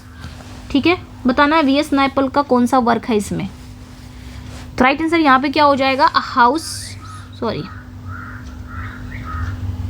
House for mister विश्वास। ठीक है, ये ध्यान रखना। ये वी.एस. नायपॉल का सबसे फेमस नावल है और ये उनके फादर के जीवन पर बेस्ड है। इसमें एक पर्सन के संघर्ष को दिखाया गया है जो कॉलोनियल समाज में अपनी खुद की पहचान बनाना चाहता है। नेक्स्ट पे आएंगे, who is the author of the lonely londoners depicting the Windrush generation. इसका बताइए क्या होगा, थोड़ा मैं अब जल्दी जल्दी चल रही हूँ। तो विंडरस जो जनरेशन है, विंडरस जो जनरेशन है, इसका जो पोर्ट्रे है करने वाले द लोनली लैंड ओनर्स के राइटर कौन है? द लोनली लैंड ओनर्स के राइटर कौन है? इसमें इन्होंने क्या डिपिक्ट किया है? विंडरस पीढ़ी को दिखाया है। तो वो हो जाएंगे सैम सेल्वन। कौन? सैम सेल्वन हो जाएंगे। सैम सेल्वन ने इस नॉवल में उस करीबियाई प्रवासी की कहानी सुनाई है जो बेहतर जीवन की तलाश में लंदन आए थे, लेकिन जब वो वहाँ पहुँचे तो वहाँ पे भी रेसिज्म में अकेलेपन का सामना करना पड़ता है। Who wrote untouchable 1935। अनटचेबल किसने लिखा है? तो ध्यान रखना, अनटचेबल मुल्कराज आनंद जी का ये नॉवल है। इसमें इन्होंने इंडियन इंग्लिश लिटरेचर की नींव रखने वाली शुरुआती कार्यों में से एक है। ये बाखा नाम का एक सफाई कर्मी के जीवन पर एक दिन की कहानी है जो जातिवाद को दिखाती है, छुआछूत को दिखाती है। इसमें जो कैरेक्टर है बाखा नाम। The preface to Mulkraj Anand untouchable was written by. तो मुल्कराज आनंद के अनटचेबल में प्रीफेस किसने लिखा है, ये बताना है। प्रीफेस किसने लिखा है? तो एक फेमस ब्रिटिश राइटर है ई.एम. फॉस्टर। उन्होंने इस बुक की प्रीफेस लिखा है जिससे इस नावल को अंतर्राष्ट्रीय स्तर पर पहचान मिली। ठीक है, इसका प्रीफेस ई.एम. फॉस्टर ने लिखा है। नेक्स्ट पे आएंगे, which novel bye Raja Rao deals with the Gandhian movement in a village. पढ़ाया मैंने ये भी। तो कौन सा नावल है राजा राव का जो गांधीयन मूवमेंट दिखाता है? एक गांव में गांधीयन मूवमेंट रहता है। कौन सा नॉवल है वो जहां गांधीवादी मूवमेंट से रिलेटेड है? तो कांथापुरा। कौन सा नॉवल है? कांथापुरा राजा राव का फर्स्ट नॉवल है। इसमें इन्होंने दिखाया कैसे गांधी जी के विचारों ने एक छोटे से दक्षिण भारतीय गांव की शांति को क्रांति में बदल दिया। ठीक है, नेक्स्ट पे आएंगे, Malgudi is a fictional town created by. तो मालगुड़ी, अब इंडियन आ गए हैं। मालगुड़ी जो है ये एक फिक्शनल टाउन है, किसके द्वारा क्रिएट किया गया था? आर.के. नारायण जी के द्वारा। ठीक है, ध्यान रखना है। तो आर.के. नारायण ने अपने लगभग सभी नॉवेल्स, सभी स्टोरीज के लिए मालगुड़ी नाम का एक छोटा सा फिक्शनल शहर चुना है और ये शहर ना इंडियन मध्यम वर्ग के जीवन को बताता है।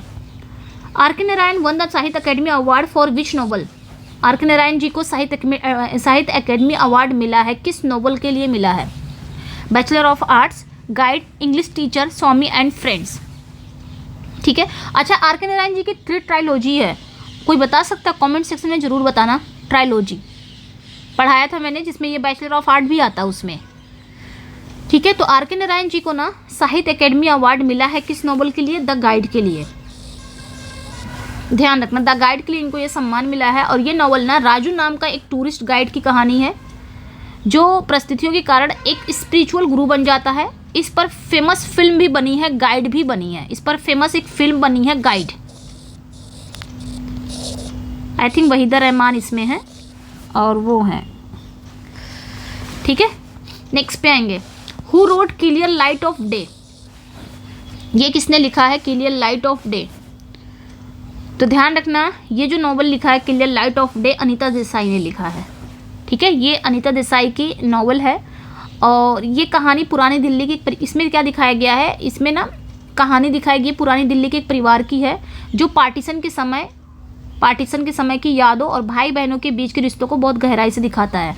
और इन्हें ना बुकर प्राइज के लिए भी चुना गया था, अनीता देसाई को। Which novel won the Booker prize for Kiran Desai.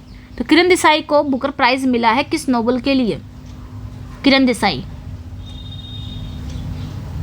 Desai कौन है? ये अनीता देसाई की बेटी रहती हैं। ठीक है, अनीता देसाई की ये डॉटर है किरण देसाई। इनको तो मिला गया था, इनको नॉमिनेट किया गया था। अनीता देसाई को बुकर प्राइज के लिए नॉमिनेट किया गया है, बट अनीता देसाई की जो डॉटर हैं किरण देसाई, इनको मिला है बुकर प्राइज। तो किसके लिए मिला है? द इनहेरिटेंस ऑफ लॉस के लिए मिला है। ठीक है, कब मिला है? 2006 में किरण देसाई को बुकर प्राइज मिला है। ये नॉवल जो है ना, ये novel the inheritance of loss, ये नॉवल ना दार्जिलिंग में होने वाले जो उथल पुथल है और विदेश में रह रहे जो भी इमिग्रेंट्स हैं उनके संघर्ष को दिखाता है। Who is the author of the great Indian novel a political satire. ठीक है। द ग्रेट इंडियन नॉवल ये एक पॉलिटिकल सटायर है, इसके ऑथर कौन है ये बताना है। सलमान रुश्दी हैं, शशि थरूर है एंड विक्रम सेठ है, खुशवंत सिंह है।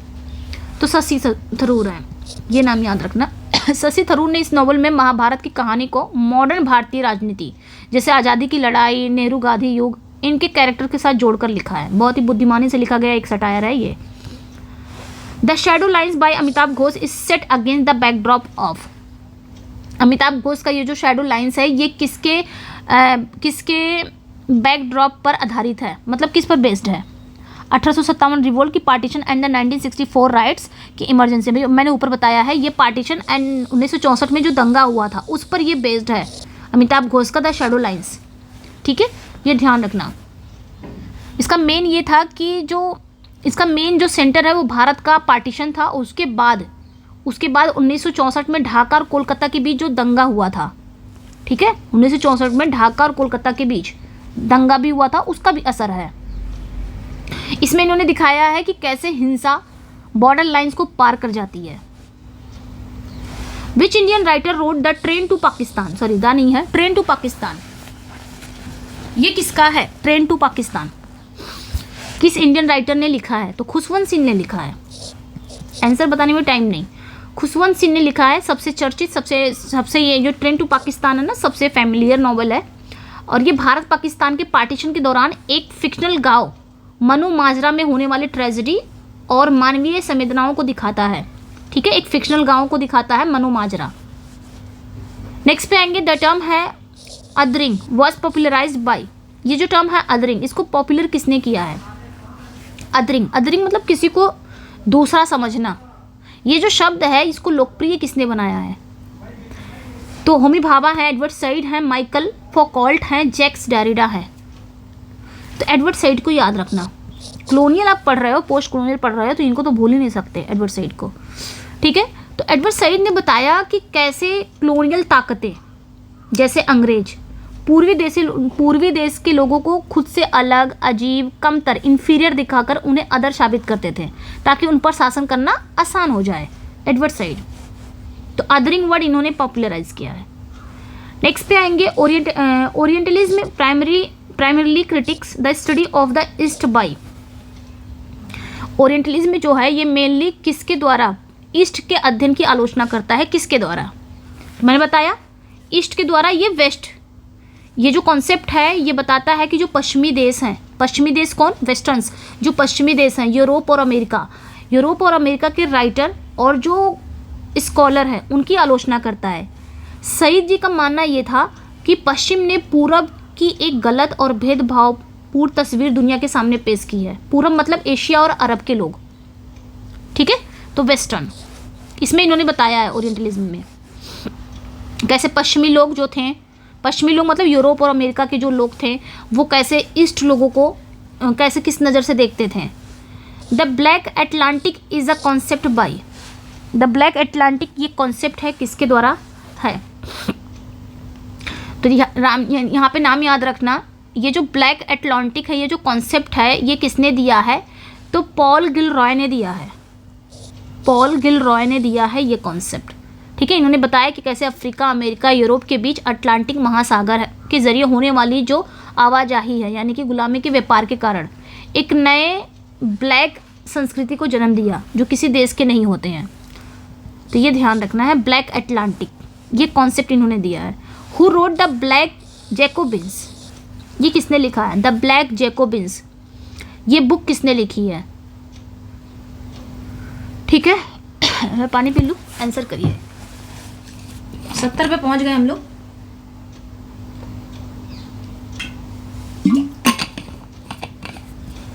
बीस क्वेश्चन और रहे, 21 क्वेश्चन। तो द ब्लैक जैकोबिन्स किसने लिखा है, याद रखना CLR जेम्स ने, CLR जेम्स ने ये लिखा, इन्होंने लिखा है। ये एक हिस्टोरिकल बुक है, इन्होंने एक हिस्टोरिकल बुक लिखी है और ये हैथियन रिवोल्यूशन था उसके बारे में है, जहां गुलामों ने अपने मालिकों के खिलाफ विद्रोह करके आज़ादी हासिल की थी, उसमें है ये। द टर्म है subaltern studies was initiated by. ये जो सबल्टन स्टडीज है इसकी शुरुआत किसने की थी, गायत्री स्पिवक, रंजीत गुहा या सुमित सरकार या शाहिद अमीन। देखिए ये जो सबल्टन स्टडीज है इसको सबसे पहले शुरुआत किसने किया था, इसकी शुरुआत किसने की थी? सबल्टन स्टडी मतलब निम्न वर्गीय अध्ययन, इसको शुरुआत रंजीत गुहा ने किया था। रंजीत गुहा इस ग्रुप के फाउंडर माने जाते हैं, सबल्टन स्टडीज के ग्रुप के फाउंडर माने जाते हैं रंजीत गुहा। इस स्टडी का मकसद ये था कि इतिहास को राजाओं या बड़े नेताओं की नज़र से नहीं बल्कि उन गरीब किसानों और मजदूरों की नज़र से देखना है जिनकी भूमिका को अक्सर भुला दिया जाता है। सबल्टन स्टडीज में यही है। नेक्स्ट पे आएंगे, the lotus is a famous sonnet by. ये जो लोटस है ये किसका सोनेट है? ये फेमस सोनेट है, किसका सोनेट है ये बताना है। द लोटस, देखिए ये सोनेट है। अब सोनेट तो ऑब्वियसली 14 लाइन्स की होती हैं, ये तोरू दत्त की है, ठीक है। तोरू दत्त ने ये पोएम लिखी है। इसमें इन्होंने दिखाया कैसे हिंदू धर्म का जो प्रतीक है कमल दुनिया के अन्य फूल से सुपीरियर है, जैसे गुलाब हो गया, लिली हो गया, ठीक है। ये उनकी भारतीय जड़ों के प्रति प्रेम को दिखा रहा है Toru Dutt. The lotus. Who wrote the golden threshold, ये किसने लिखा है? द गोल्डन थर्स होल्ड, ये किसने लिखा है? ये जो द गोल्डन थर्स होल्ड है ये पोएटिक कलेक्शन है, ये किसने लिखा है? सरोजनी नायडू, तोरू दत्त, कमला दास, रवीन्द्रनाथ टैगोर। तो सरोजनी नायडू एक करेक्ट हो जाएगा। सरोजनी नायडू को क्या कहा जाता है? नाइटिंगेल ऑफ इंडिया कहा जाता है। क्या कहा जाता है? नाइटिंगेल ऑफ इंडिया, ठीक है, कहा जाता है। ये इनका पहला पोएटिक कलेक्शन है द गोल्डन थर्स होल्ड। इनकी पोएट्री ना अपनी रिदम और भारतीय जो लोक थीम है उसके लिए फेमस है सरोजनी नायडू का। Macaulay minute on Indian education was passed by in, ये भी पढ़ाया है। मैकाले का जो मिनट ऑन इंडियन एजुकेशन है ये कब पास्ड हुआ था? लॉर्ड मैकाले का मिनट ऑन इंडियन एजुकेशन, भारतीय शिक्षा का जो प्रस्ताव हो वो कब पारित हुआ था? 1813, 1835, 1854, 1857। तो ध्यान रखना 1835 में मैकाले ने भारत में इंग्लिश शिक्षा का समर्थन किया। 1835 में मैकाले ने क्या किया? भारत में इंग्लिश एजुकेशन का समर्थन किया। इनका मकसद ये था कि रंग और खून, कलर और ब्लड से भारतीय होना चाहिए, लेकिन टेस्ट और यानी कि स्वाद, नैतिकता और बुद्धि से अंग्रेज क्लास का तैयार करना है। और इसी से भारत में अंग्रेजी शिक्षा की नींव पड़ी। 1835 का जो मिनट ऑन इंडियन एजुकेशन का जो भारतीय शिक्षा का जो प्रस्ताव पारित हुआ था, ठीक है। इनका ये कहना था भाई रंग और खून भारतीय होना चाहिए, बाकी स्वाद होना चाहिए, नैतिकता, बुद्धि सब अंग्रेजों जैसा होना चाहिए। इस तरह हमें तैयार करना है लोगों को। Who is the first Indian to write a play in English? तो इंग्लिश में प्ले लिखने वाले पहले भारतीय कौन थे जो जिन्होंने पहली बार इंग्लिश में लिखा था? पहले भारतीय कौन थे जिन्होंने इंग्लिश में प्ले लिखा था? ठीक है, ये बताना है। तो कृष्ण मोहन बनर्जी, रविन्द्रनाथ टैगोर, गिरीश कर्नाड या फिर हरीन्द्रनाथ चट्टोपाध्याय। तो नाम याद रखना, कृष्ण मोहन बनर्जी। इन्होंने 1831 में द परसिक्यूटेड, इनका एक प्ले है PER परसिक्यूटेड, PERSECUTED, परसिक्यूटेड नाम का प्ले लिखा है इन्होंने 1831 में। और ये इंग्लिश लैंग्वेज में किसी भारतीय द्वारा लिखा गया पहला प्ले माना जाता है ये, ठीक है। इंग्लिश में लिखा गया किसी भारतीय द्वारा पहला फर्स्ट प्ले माना जाता है जो इंग्लिश में लिखा गया था 1831 में। Who wrote the novel seven summers? इस नॉवल को किसने लिखा है? सेवन समर्स, ठीक है। ये जो नॉवल है ये सेमी ऑटोबायोग्राफी है, ये ध्यान रखना। ये जो नॉवल है ना, ये जो नॉवल है ये सेमी ऑटोबायोग्राफिकल है,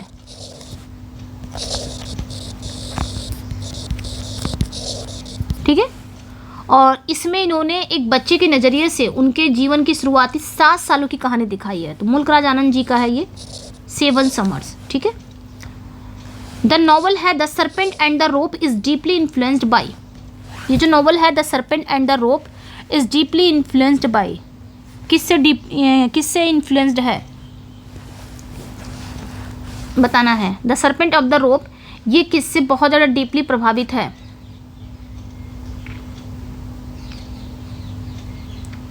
ठीक है। The serpent and the rope, पहले इतना याद रखो, the serpent and the rope ये किसका है? ये राजा राव का नॉवल है, राजा राव का ये नॉवल है। और ये डीपली इन्फ्लुएंस किस पे है? तो इसमें याद रखना एडवैता वेदांता, अद्वैत वेदांत, ठीक है, अद्वैत वेदांत के दर्शन पर आधारित है। इसमें सांप और रस्सी का एक मेटाफर यूज किया गया है, जिसमें सांप क्या है? इल्यूजन का प्रतीक है, और रस्सी क्या है? रियलिटी का। और ये इसमें जो प्रोटैगनिस्ट है वो रामास्वामी की आत्म खोज की कहानी है, इसमें जो प्रोटैगनिस्ट है सरपेंट एंड द रोप। तो अद्वैता वेदांता इसी से ज़्यादा इन्फ्लुएंस्ड है, इसी के लिए इन्होंने लिखा था। The Sahitya academy award establish in, साहित्य अकेडमी अवार्ड की स्थापना किस साल हुई थी? 1947, 1954, 1960, 1950। ठीक है, देखिए भारत का जो राष्ट्रीय साहित्यिक संस्था था, यानी कि साहित्य अकेडमी की स्थापना 1954 में हुई थी। कब? 1954 में हुआ था। इसका उद्देश्य क्या था? इसका उद्देश्य इंडियन लैंग्वेज को, लिटरेचर की बढ़ावा देना और जो अच्छे राइटर हैं, सुपीरियर राइटर को सम्मानित करना था। 1954। Small scale reflection on a great house is a poem by, small scale reflections on a great house, ये किसका पोयम है? ए.के. रामानुजन, ठीक है। तो राइट आंसर यहाँ पे ए.के. रामानुजन ही हो जाएंगे। ए.के. रामानुजन, ये ए.के. रामानुजन की हमने क्या पढ़ा था? ऑब्ituary ना। तो ये ए.के. रामानुजन का सबसे फेमस पोयम है, जो एक ज्वाइंट फैमिली के घर के बारे में है। इस पोयम में क्या है? एक ज्वाइंट फैमिली है, उसके घर के बारे में है, और ये मजाकिया और बहुत ही सटायर वे में बताते हैं कि कैसे उस घर में जो कुछ भी होता है, चाहे थॉट हो गए, चाहे चीज़ें या लोग, वो कभी बाहर नहीं जाता बल्कि उसी का हिस्सा बन जाता है। तो A K. Ramanujan is correct. Who wrote the old man and the cow, ये किसने लिखा है? The old man and the cow, the old man and the cow किसने लिखा है? ठीक है, देखिए मुल्क राज आनंद का है ये नॉवल, ये भी नॉवल ही है, जो मुल्क राज आनंद जी का ये नॉवल है। इसे बाद में गौरी नाम से भी जाना जाने लगा है, ऑल्सो नोन एज गौरी, ठीक है, इसे बाद में गौरी नाम से भी जाना गया है। ये एक ना गांव की औरत है, गांव की महिला के संघर्ष और समाज में उसके दमन के खिलाफ खड़े होने की कहानी है। The old man and the cow, मुल्क राज आनंद की। नेक्स्ट पे आएंगे, द कैरेक्टर है रोजी अपीयर्स इन विच नॉवल, ये जो कैरेक्टर है रोजी, ये किस नॉवल में अपीयर होती है? गाइड में, फाइनेंशियल एक्सपर्ट में, वेटिंग फॉर द महात्मा, या वेंडर ऑफ स्वीट्स। देखिए रोजी जो कैरेक्टर है, ये आर.के. नारायण का एक नॉवल है, द गाइड। आर.के. नारायण का नॉवल है द गाइड, जिनके लिए इनको साहित्य अकेडमी अवार्ड में मिला था। द गाइड में रोजी एक प्रोमिनेंट कैरेक्टर है। रोजी एक डांसर रहती है, एक प्रोमिनेंट कैरेक्टर है जो कि एक डांसर है, जो अपने पति मार्को को छोड़कर राजू के साथ अपनी कला के सपने पूरे करती है। और ये कैरेक्टर ट्रेडिशनल और मॉडर्निज्म के बीच को एक कॉन्फ्लिक्ट को दिखाती है। What is the subtitle of midnight children? तो मिडनाइट चिल्ड्रन, ये जो आपका नजीम एज़ेकियल का है मिडनाइट चिल्ड्रन, इसका सबटाइटल क्या है? ठीक है, सबटाइटल या जॉनरा ही पूछ सकते हो, क्या है?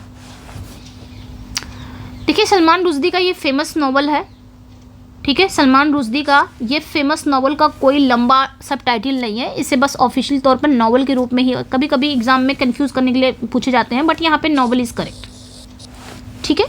नेक्स्ट पे आएंगे, which post colonial critic wrote culture and imperialism, कौन से वो पोस्ट कॉलोनियल क्रिटिक हैं जिन्होंने कल्चर एंड इम्पीरियलिज्म लिखा है? कल्चर एंड इम्पीरियलिज्म लिखा है। सारे फैक्चुअल क्वेश्चन थे, स्टेटमेंट बेस्ड क्वेश्चन नहीं थे। तो ये हो गए एडवर्ड सईद, ठीक है, एडवर्ड सईद हैं। एडवर्ड सईद ने इस बुक में ये समझाया है कि कैसे पश्चिमी लिटरेचर है, जैसे कि जेन ऑस्टेन, जोसेफ कॉनराड का जो नॉवल है, वो सारे पश्चिमी लिटरेचर है। उन्होंने जाने अनजाने में इम्पीरियलिज्म और गुलामी को सही ठहराने का काम किया। जाने अनजाने में उन्होंने कहा है कि साम्राज्यवाद जो था, जो गुलामी थी, वो सही थी, ठीक है। ये पश्चिमी राइटर थे सब, जेन ऑस्टन और जोसेफ कॉनराड। तभी तो चिन्मय अचबे ने जेन ऑस्टन की जो थी heart of darkness, Joseph Conrad का जो उनका वर्क है हार्ट ऑफ डार्कनेस, उसमें उन्होंने यही मजाक तो उड़ाया है, इसीलिए उसी के रिस्पॉन्स में उन्होंने थिंग्स फॉल अपार्ट लिखा था, अफ्रीका के बारे में। Complicity in post colonialism refers to, देखिए पोस्ट कॉलोनियल लिटरेचर में कॉम्प्लिसिटी का क्या मतलब है? कॉम्प्लिसिटी मतलब मिली भगत। इसका क्या मतलब है? इसका मतलब ये हुआ कि कभी कभी जो नेटिव्स हैं यानी कि जो लोकल लोग ही अपने देश की गुलामी में या फिर कॉलोनियल व्यवस्था को चलाने में अनजाने में या फायदे के लिए अंग्रेजों का साथ देते हैं। ये केवल विरोध की नहीं बल्कि सहयोग की जटिलता को भी दिखाता है। कभी कभी होता है ऐसा। ये लोग भी जो हमारे लोकल लोग हैं वो भी कभी कभी क्या हो जाते हैं, अंग्रेजों का साथ देने लग जाते हैं अपने फ़ायदे के लिए। तो ये होता है आपका कॉम्प्लिसिटी, जिसको हिंदी में बोलेंगे मिली भगत। नेक्स्ट पे आएंगे द टर्म है, नेक्स्ट वन आएंगे द टर्म है एक एक्रिट्योर फेमिनाइन इज एसोसिएटेड विद। ये जो टर्म है ना एक्रिट्योर फेमिनाइन, ये किससे एसोसिएट है? ठीक है, ये किससे एसोसिएट है? हेलेन सिक्सिस है, जूलिया क्रिस्टेवा है, ल्यूस एरिगेरी है, ऑल ऑफ द अबव। ये किससे एसोसिएट है ये बताना है। एक्रिट्योर फेमिनाइन, एक्रिट्योर फेमिनाइन मतलब स्त्री जो राइटिंग है, ये जो टर्म है ये किससे जुड़ा हुआ है? देखिए ये एक फ्रेंच नारीवादी कॉन्सेप्ट है। ये एक फ्रेंच फेमिनाइन कॉन्सेप्ट है, जिसका मतलब क्या होता है, ऐसी लैंग्वेज में लिखना जो स्पेशली महिला यानी कि जो फीमेल बॉडी और अनुभव से उपजी हो। मतलब ऐसी लैंग्वेज में लिखना जो स्पेशली एक महिला के शरीर और उसके अनुभव से निकली हो। और हेलेन सिक्सिस ने इसे क्या बनाया है, पॉपुलर बनाया है। लेकिन लुई इरेगेरे और जूलिया क्रिस्टा भी इससे जुड़ी हुई हैं, तो all of the above correct हो जाएगा। और पॉपुलर किसने किया है? हेलेन सिक्सिस ने किया है। नेक्स्ट पे आएंगे the grass is singing is the first novel by. ये किसका फर्स्ट नॉवेल है? The grass is singing. ठीक है, तो नोबल विजेता थी, नोबल पुरस्कार इनको मिला था, लेखिका है डोरिस लेसिंग। क्या नाम है इनका? Doris Lessing. इनका ही ये पहला नॉवल था द ग्रास इज सिंगिंग। ठीक है, डोरिस लेसिंग। ये अफ्रीका के जो रेसिज्म है और गोरी महिला तथा जो ब्लैक पीपल थे उनके नौकर के बीच में वो सारी संघर्षों की कहानी दिखाता है इसमें। The grass is singing. Who wrote the Moor's last sigh? किसने लिखा है द मूअर्स लास्ट साई? ये किसने लिखा है? द मूर की आखिरी सांस। द मूअर्स लास्ट साई मतलब मूर की आखिरी सांस। ये किसने लिखा है? सलमान रुश्दी, अमिताभ घोष, विक्रम सेठ या फिर रोहिंटन मिस्ट्री।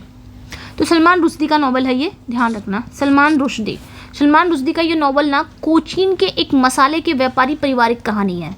यानी कि कोचीन के एक मसाले के व्यापारी उसके परिवार की कहानी है। कोचीन का है वो मसाला का व्यापारी, उसके परिवार की कहानी है। ठीक है, और ये भारत के हाइब्रिड कल्चर के पतन और बढ़ते हुए कट्टरपंथ पर एक सटायर भी है। Which Indian English poet is known for the collection rough passage? कौन से वो इंडियन इंग्लिश पोएट है जो रफ पासेज कलेक्शन के लिए जाने जाते हैं? रफ पासेज क्या है? ये पोएटिक कलेक्शन के लिए कौन सा वो इंडियन पोएट जाना जाता है? तो आर पार्थ सारथी। ठीक है, आर पार्थ सारथी ये जाने जाते हैं। ठीक है, आर पार्थ सारथी का सबसे फेमस कलेक्शन है। इसमें उन्होंने अपने तमिल जड़ों की ओर लौटने, इंग्लिश लैंग्वेज के साथ अपने कॉन्फ्लिक्ट के बारे में बताते हैं। ठीक है, कि वो इंग्लिश लैंग्वेज क्या है, एक विदेशी भाषा है। The concept of interpellation comes from. Interpellation ये जो कॉन्सेप्ट है ये कहाँ से आया, किसने दिया? इंटरप्लेटेशन मतलब क्या होता है? आह्वान, पुकार, इन्वोक।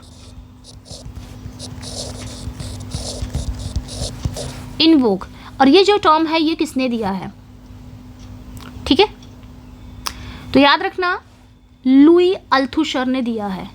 लुई अल्थुशर ने दिया है। लुई अल्थुशर, इन्होंने ये टर्म दिया। इन्होंने समझाया कि कैसे समाज हो गया, चाहे कोई विचारधारा हो गई, चाहे कोई कानून हो गया, हमें एक सब्जेक्ट के रूप में पहचानता है। ठीक है, हमें एक सब्जेक्ट के रूप में पहचानते हैं और हमें ये एहसास कराते हैं कि हमें व्यवस्था के अनुसार ही चलना है। Imaginary homelands is a collection of essay by. तो इमेजरी होमलैंड ये एक एस्से का कलेक्शन है, किसका है? ठीक है, इमेजरी होमलैंड ये कलेक्शन है, किसका है? तो ये सलमान रुश्दी के एस्से का कलेक्शन है। ठीक है। सलमान रुश्दी के एस्से का ये कलेक्शन उन राइटर की सिचुएशन के बारे में है जो अपने वतन से दूर रहकर, यानी कि डायस्पोरा है जो अपने वतन से दूर रहकर अपने मातृभूमि के बारे में लिखते हैं। वे कहते हैं कि उनकी यादों का भारत का एक काल्पनिक वतन जैसा है। भारत कैसा है उनके लिए? एक काल्पनिक वतन जैसा है। तो सलमान रुश्दी। लास्ट क्वेश्चन है, the man Booker prize was first awarded in. Man Booker prize पहली बार किस वर्ष दिया गया था? मैन बुकर प्राइज, देखिए जो बुकर प्राइज है ना, बुकर प्राइज की शुरुआत कब हुई थी? 1969 में हुआ था, है ना। और ये इंग्लिश लिटरेचर का सबसे प्रेस्टिजियस प्राइज में से एक है। और पीएच न्यूबी ने, जो पीएच न्यूबी थे, इनको भी याद रखना, पीएच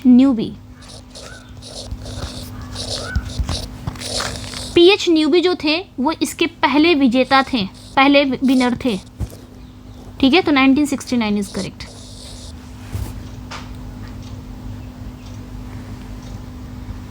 तो ये था भाई 90 क्वेश्चन थे इसमें।